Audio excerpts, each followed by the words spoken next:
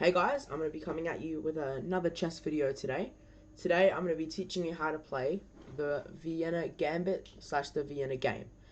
The Vienna gambit and slash game, so just the Vienna opening starts e4 and then e5. E5 is the most common opening. You might get other openings like d5, which is the Scandinavian, but that's for a different video, or the Sicilian, which is also for a different video. So e4. Now you play c3 with your horse, and if they play f6, then this is the start of the Vienna gambit. You go f4, takes, then you push your pawn, right?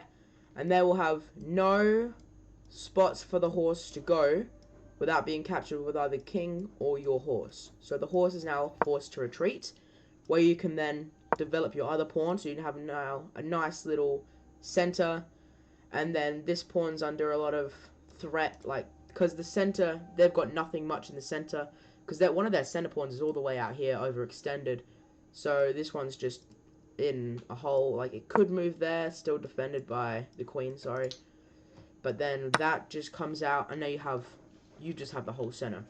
So that is really good for the Vienna gambit. Another little opening you could face is when you play c3, they could play c6. And in this situation, I still play f4, because takes, but then you have to be very careful. You can't just go out defended by the queen. You need to move f3, because you need to watch out for this queen check. Because if you did just go d4, this queen check is just devastating. You see the eval bar, it knows something's up. Because you now have to block with the pawn, because there's nothing else you can block with, otherwise you have to move your king, and you lose, like, the right to castle. And you look at that eval bar, it's minus 513 for white. Because takes back, you think that's a good move, because you've got the queen under attack, but you just lose a rook. That's why you need the queen to come out, because the enemy queen can still move there, right, which hits that, but right, that is now defended. So you just won a queen. So that just mitigates that. So but that can't happen if the horse is out, because it blocks it, right?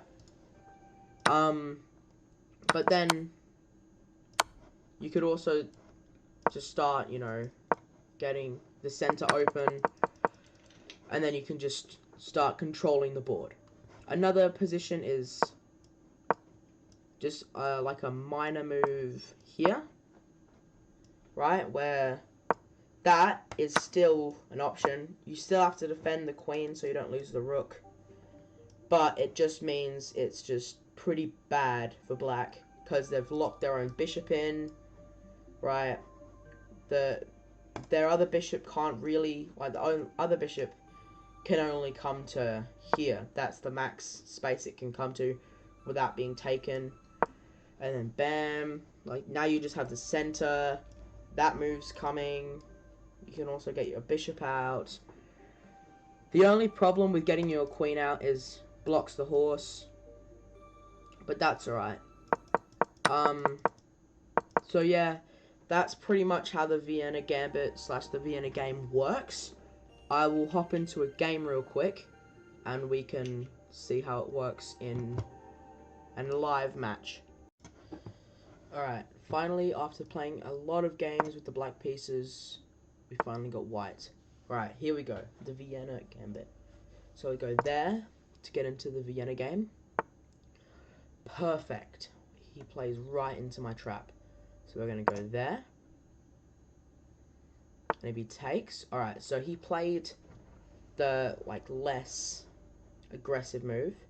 So in this situation, I say still take, because it's a flank pawn for a center pawn. And he has to take back, and then we go there, and we're just up a lot. So now he's got center out. I really want to be able to push the pawn into the center. Oops, sorry, push the pawn into the center.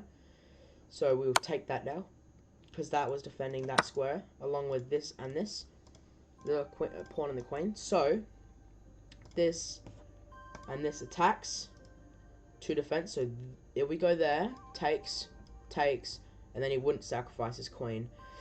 So now we just absolutely dominate the center. And there's not much he can do about it. So he plays that, and he can get forked, because they're both now under attack. He just got, like, and it's all defended as well. I think he might be going for, well, let's just take the free bishop while we can. Alright. Ooh, should we queen trade? I think it'd be a good idea to queen trade, because he's going to try and fork the queen and the rook anyways, so we may as well queen trade. Alright, so now he's got one pawn back in the center, so that's completely fine, because we could just go there and just eliminate it, because it can't even, because if it advances, then we just trade, and then I just win this, like, I'm just in the center and I just win. And it can't be defended at all. No, it can't be defended unless he moves the king up. But in that point, I'll just castle, adding an extra attacker. So we just, it's just pretty good position. This is after playing the Vienna gambit, because it was a very, he's just giving me everything.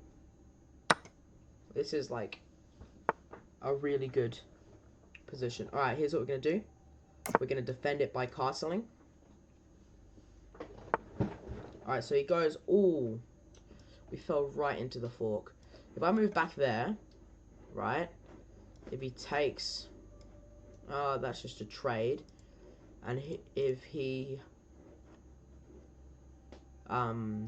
takes, like, if he takes that one, then we'll just get it back. Or we just accept the fact that we're going to lose one and we go for his one. That's fine. We'll hit a trade. So that's fine. We hit there, and look at how strong these side pawns are. Defend. And then if he attacks,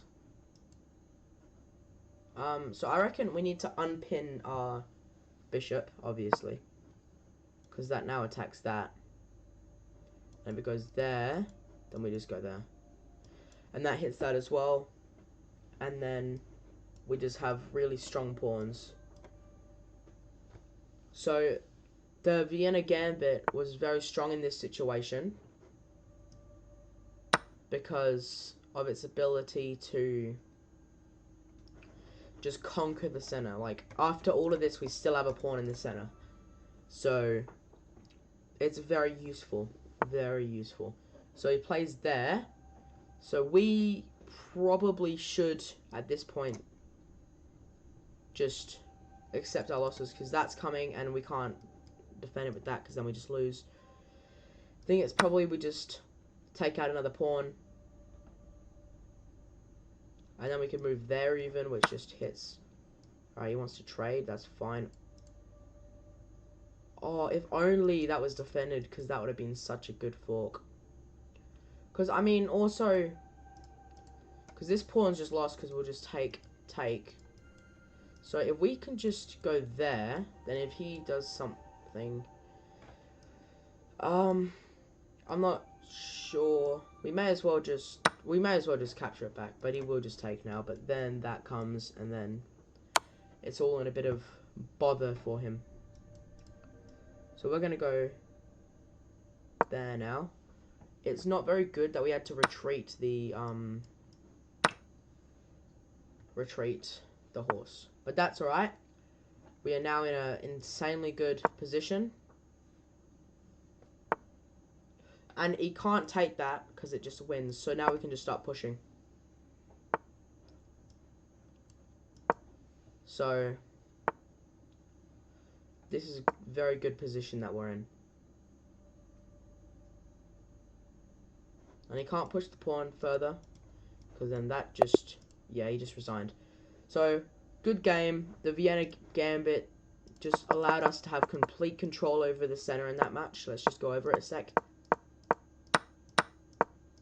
He played a more, like, passive approach, but that's fine as well,